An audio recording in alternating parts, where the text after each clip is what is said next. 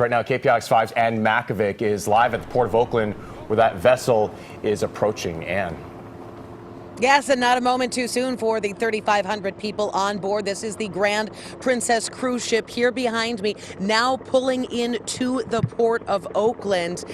Again, 21 confirmed cases on board of the coronavirus. There could be many more, but we're not going to know for probably a couple of days. It is now about to pull in, and it's going to be staying there once it pulls in for 2 to 3 days at this commercial berth.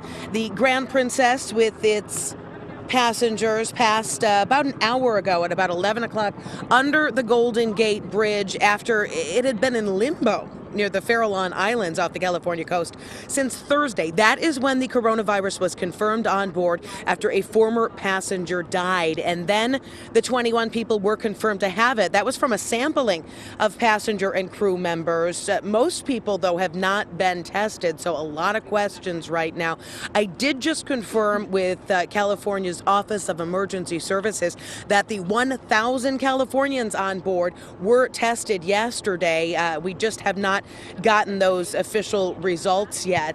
Taking a live look above right now, Chopper 5, the Californians are the priority, and in part, according to California OES, that is because we're going to be able to deal with them a little more quickly. They're all going to Travis Air Force Base. That is where they will be quarantined for 14 days, and they think that they will be on their way here from the Port of Oakland, feet on dry land, heading to Travis by the end of today. We saw some buses earlier today all lined up at the port ready to take them. This is an 11-acre site at the port of berth, normally used again for commercial loading and offloading. It is now completely sealed off from the public with barricades and fencing. Anybody who comes in contact with passengers will be fully suited in protective gear.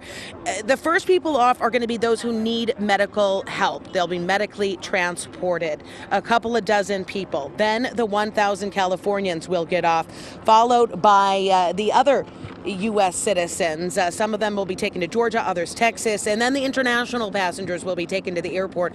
Well, they will board chartered flights. We have another view of the cruise ship coming in. This from our Salesforce tower came. It was certainly a victorious moment for the people who have been, not knowing when they might see their families again. Again, they're going to be here in Oakland for 2 to 3 days, though. And we've been hearing from some of the passengers on board. Take a look at this picture. This was posted on the Instagram story of one. Basically, he said they were going door to door, but only entering and talking to those who were Californians. Those were the people that they were most interested in getting organized right away, so they could get them off of the ship today. Otherwise, the main way that they've even gotten information was basically announcements on the loudspeaker. We have received word from the government that we will dock in Oakland around noon.